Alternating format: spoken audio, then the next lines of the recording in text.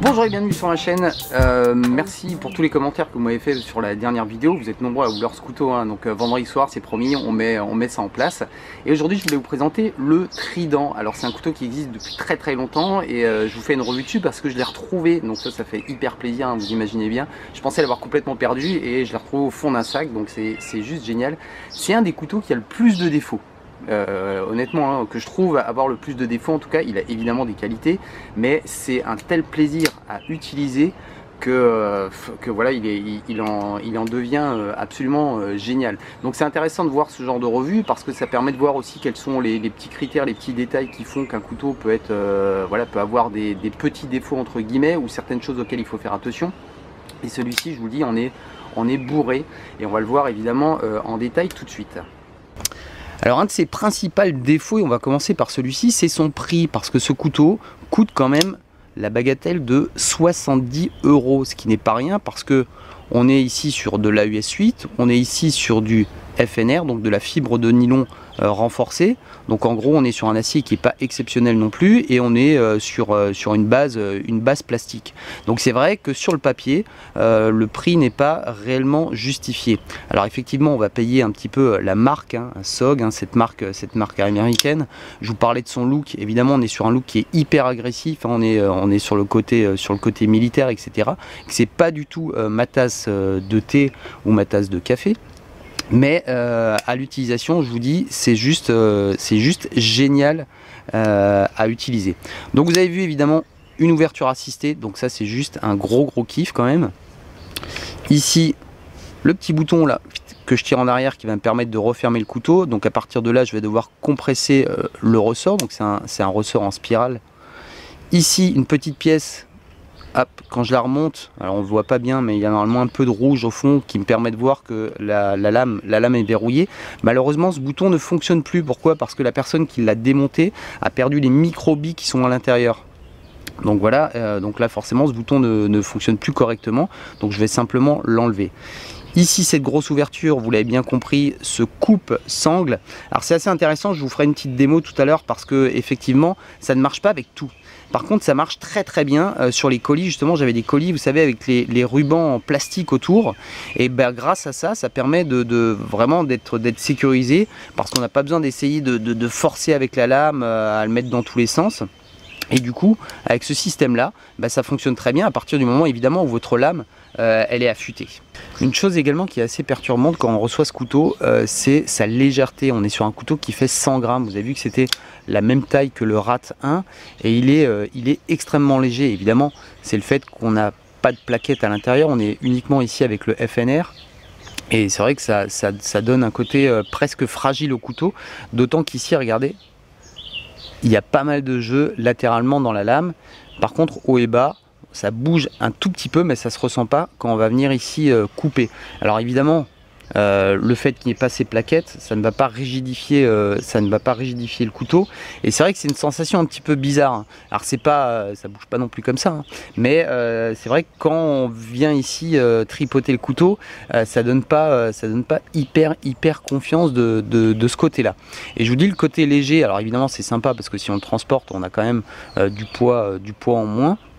Mais c'est vrai que à l'ouverture, on n'a pas une sensation de solidité extrême comme j'ai pu vous le montrer dernièrement sur le Y-Star où là on sent qu'on a un truc hyper costaud. Là on sent qu'on va faire des tâches effectivement de coupe, mais on va pas pouvoir faire de levier, on va pas pouvoir forcer sur la lame parce qu'on sent qu'ici on a vraiment une zone de fragilité, même en resserrant ici cette partie là. Hein, qu'on va pouvoir resserrer, voilà, on aura toujours un petit peu ce côté mobile au niveau de l'axe du couteau. Alors on commence par sa lame en AUS 8. Alors moi c'est un acier qui me dérange pas du tout. D'ailleurs il y a une très bonne vidéo de fan de couteaux qui est sortie là récemment où il parle justement des aciers. Et justement cet acier à AUS 8, maintenant on va dire qu'il y a bien mieux. Mais moi ça me convient bien parce qu'on arrive facilement à avoir un tranchant rasoir. Ça s'affûte hyper facilement, donc ça c'est pas le souci. Et effectivement moi je l'utilise allez peut-être une fois par semaine. Donc il coupe toujours très bien. Et puis moi j'aime bien réaffûter mes couteaux, donc c'est pas un souci. Au niveau de la forme de lame, donc évidemment une forme très agressive, hein. Le fait en plus qu'on a ici cette ouverture assistée, évidemment on va pas ouvrir ça au restaurant, on va plutôt l'ouvrir dans un contexte privé ou professionnel. Une émouture qui monte énormément, une lame très fine, ici un faux contre-tranchant qui permet d'avoir une pointe redoutable, vraiment avec une pénétration dingue. Et ça fait que c'en est un plaisir à utiliser, je vous le disais, parce qu'on glisse vraiment à travers la matière et ça c'est vraiment hyper bonnard. Également pour un usage alimentaire, je vous en parle souvent, alors c'est pas forcément pour manger avec, mais voilà, préparer de la nourriture, se couper, j'en sais pas rien moi, des oignons, des breads, bread vous savez peut-être pas ce que c'est, donc des poireaux, par exemple des poireaux, avec ça marche très bien parce qu'effectivement on a quelque chose d'extrêmement fin. Au niveau de la lame, et un tranchant qui remonte légèrement ici. Vous voyez, on a une partie plate mais on a une grande courbure ici et ça fait que ça accentue encore quand on va bien couper du carton ici, quand on travaille sur toute la lame. C'est un surkiff à utiliser, je vous le dis. Alors pour vous donner un ordre d'idée au niveau du tranchant, parce que souvent voilà, on nous dit ouais ça s'use, ok. Moi j'ai pu couper, donc j'avais vraiment un tranchant rasoir et j'ai pu couper une dizaine de mètres linéaires de gazon synthétique. Donc le gazon synthétique c'est extrêmement dur, c'est un gros caoutchouc au bout, et voilà, j'ai fait ça sans souci avec ça. Effectivement après il était plus rasoir, mais voilà, en 3 minutes sur une pierre céramique c'est reparti et j'ai retrouvé mon tranchant d'origine. Alors concernant la prise en main, je le trouve assez intéressant parce que évidemment on a une grande poignée ici, hein, on le voit, et ce qui va me permettre évidemment de venir ici caler ma main ici sur l'avant et reposer mon pouce ici. Alors ça c'est pareil, des petits crans ici et là qui sont pas très prononcés, donc ça va, on a un confort assez sympa de ce côté là. Ici aussi, là c'est un petit peu plus pointu, ça pique un peu plus, mais en tout cas ça permet vraiment de parfaitement tenir le couteau de ce côté là. Et on a quand même quelque chose qui est assez fin, qui est relativement arrondi, donc on a une très bonne appréhension quand on tient le couteau de cette manière là. Ici évidemment en pleine main ici, ou même sur l'arrière, puisque là c'est assez intéressant, notamment je vous parlais de coupe alimentaire, ça me permet d'avoir ici vraiment une grande allonge, comme si j'avais un énorme couteau. Je vais travailler avec cette partie là ici, cet arrondi là, et là je l'aurai parfaitement en main. Donc quelle que soit la prise en main, je le trouve vraiment agréable. Vous voyez, on a également ici les petites parties là, cette grande partie ici qui redescend, et celle-ci, ça va me permettre évidemment de venir ici vraiment bloquer, de ne pas risquer de glisser vers l'avant, et idem sur l'arrière. Alors les petits picots, hein, qui sont de chaque côté également, ça assure un peu aussi une bonne prise en main. Et je vous dis, à chaque fois on retombe sur des crans, donc on a vraiment le couteau parfaitement dans la main. Et le fait qu'il soit assez fin, on arrive vraiment à l'englober assez bien et l'avoir très correctement en main. Même ici, bon, pas de coupe à la volée évidemment, mais comme je vous le disais, pour rallonger un petit peu le couteau et d'avoir encore un peu plus de lame, c'est assez intéressant. Alors c'est vrai qu'il paraît bizarre ce manche, hein. Alors ça gêne pas du tout, hein. C'est souvent on se pose la question de se dire tiens, je vais le ressentir, mais absolument pas, hein, quelle que soit la prise en main, on retombe pas, on n'est pas gêné par cette petite ouverture. Alors je voulais vous parler de ce fameux coupe-sangle parce que j'ai vu deux trois vidéos où les gars n'arrivaient pas à couper de la cordelette, et je peux très bien comprendre ça. Alors j'ai pas retrouvé ma paracorde, hein, mais c'est juste pour vous expliquer le principe. C'est effectivement quand j'ai une cordelette ici à l'intérieur, elle va prendre appui de ce côté-là et de ce côté-là. Et là ça va être quasiment impossible de venir tirer dessus, même en maintenant cette partie-là. En maintenant le dos de la lame, c'est assez compliqué, donc ça fonctionne pas très bien. Par contre là où ça marchait très bien, c'est quand vous avez ce genre de sangle autour d'un colis, parce que du coup ça va être hyper tendu, ça va être hyper plat. Et là effectivement, au lieu d'essayer de placer le couteau en dessous, de faire levier, d'essayer de tirer, de risquer de se blesser, bah ça pour le coup ça marche très très bien. C'est à dire qu'on a effectivement la partie, alors encore une fois si votre lame est affûtée hein, évidemment, et quand elle va être placé ici, bah, j'ai vraiment juste à faire ça, à tirer dessus et pour le coup ça marche très très bien. Alors là la démo j'arrive pas à vous la faire parce que c'est absolument pas tendu, mais j'ai ouvert tous mes colis avec ça et ça a marché à tous les coups. Donc vraiment quand c'est une partie plate ça pose pas de soucis. Quand on commence à avoir quelque chose qui va être arrondi ici, ça va beaucoup moins fonctionner. Parce que effectivement, il aurait fallu que la lame peut-être soit un peu placée encore un peu plus haute pour que ça fonctionne et que vraiment le pli se fasse exactement sur la lame. Alors ce fameux clip poche, il y a aussi des choses à dire avec. Évidemment grand couteau, ça reste léger, donc c'est vrai sur le côté, dans une poche sur le côté ça passe complètement, sur une poche arrière ça passe complètement. On arrive facilement à venir ici le chercher, d'autant qu'on a ici les picots sur le côté. Mais vous voyez, faut quand même aller le retirer. Alors évidemment, ce fameux clip, port discret, je dirais entre guillemets, parce que premièrement on est sur quelque chose qui est extrêmement visible, parce que bah, vu son coloris, son chrome, on va le voir assez loin. Possibilité de le mettre dans l'autre sens, ça c'est important.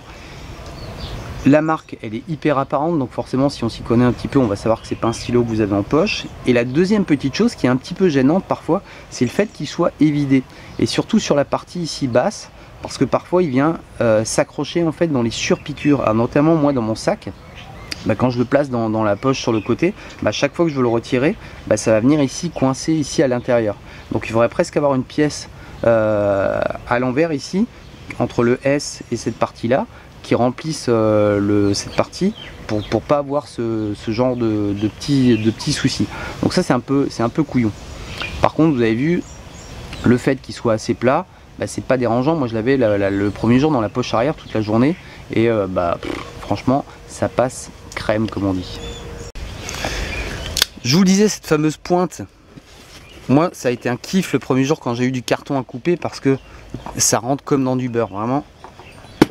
Simplement si je lâche le couteau ici, ok raté, en tout cas ça passe super. C'est con hein, ce que je vous dis, hein. On se dit bah ouais c'est une pointe effectivement, mais il y a vraiment cette sensation ici, le fait que ce soit hyper fin, de pouvoir hyper facilement rentrer dans le carton. Là je pousse à peine, hein. C'est vraiment ça rentre absolument tout seul. Et effectivement après, je vous disais, le fait d'avoir une grande lame, bah, c'est un kiff à utiliser. On a vraiment cette sensation de glisser à travers la matière. Enfin, j'ai plus de carton ici. De venir effectivement, je vous le montre souvent, mais effectivement venir ici à la base et venir complètement ici couper tout le carton. Alors ce qui est intéressant aussi, c'est que ces deux parties là, elles sont vraiment à l'arrière, donc je risque pas de venir ici bloquer dans le carton. Vous savez, parfois ça passe de l'autre côté et je suis un petit peu coincé quand les petits picots ils sont placés par ici, les stem tap machin et tout. Moi j'appelle ça les tétons, j'aime bien. Et ben voilà, on n'a pas ce problème avec ça. Évidemment, voilà, merci pour le carton. J'ai un chien écolo. Donc je vous le dis, ça c'est aussi hyper kiffant à utiliser. Alors j'en ai fait plein du carton évidemment. Le premier jour où je l'ai utilisé, cette partie là aussi qui m'a permis de venir décapsuler une bière. C'est con, mais ça peut toujours servir. Une bière ou autre chose, hein. Mais une bière c'est meilleur. Donc ça, je vous le dis, bon, c'est le kiff. Alors je vais pas faire beaucoup plus long sur ce couteau. Vous avez vu ses défauts, ses qualités, etc. Un des gros défauts, je me dis, c'est qu'avec tellement de petites technologies comme ça embarquées, on se dit que ça peut être des sources d'emmerde, hein. Vous avez vu que le premier bouton, bah voilà, on le démonte, on perd le microbit, ça marche plus. C'est pas très gênant. Ça, est-ce que ça fonctionnera toujours parce qu'on est sur un petit ressort? Après on est chez SOG, hein, je pense que voilà, quand même depuis le temps ils savent faire des couteaux. Ça également, est-ce qu'au bout d'un moment, est-ce que ça risque pas de péter? Est-ce que vous avez des retours là-dessus? Je me dis que bon, bah, si ça pétait, effectivement j'aurais plus d'ouverture assistée, mais que bon, ça pourrait quand même fonctionner. Mais voilà, 70 balles quand même, 70 €. Donc si vous trouvez occasion, pourquoi pas. Dites-moi déjà ce que vous en pensez, vous, de ce couteau là. Moi j'ai tellement kiffé ce couteau que c'est le couteau que j'emmène avec moi dans mon sac. Ok, c'est pas le seul, mais c'est vraiment mon gros couteau pliant que j'ai dans mon sac parce que j'aime tellement l'ouvrir, l'utiliser, que ça coupe tellement bien que quand je suis chez des amis qui n'ont pas de couteau de cuisine qui fonctionne bien, je l'utilise et voilà, et je le trouve fantastique. Et encore une fois, c'est pas du tout mon type de couteau. Je suis pas là, voilà, parce que ça fait peur cette ouverture, hein. Même moi je m'effraie parfois. Donc voilà, dites-moi ce que vous pensez de ce couteau, si vous l'avez déjà utilisé ou pas, et si vous avez le même kiff. Ça me fait penser au Benchmade Griptilian, où je l'ai pas encore eu en main celui-là, mais tout le monde dit bah ouais, il est pas beau, il est pas machin, mais il est super à utiliser. Bah ça c'est exactement pareil, c'est exactement ça. On s'amuse à jouer avec, vous avez vu, manipulation d'une main, même avec un grand couteau comme ça, ça va tout seul. Donc voilà, je vous dis à très vite, en tout cas à vendredi pour ce petit concours, et puis très bientôt pour d'autres revues. Allez, je vous dis à très bientôt, je vous l'ai déjà dit mais je vous le redis, bye bye, c'était Chris Jones.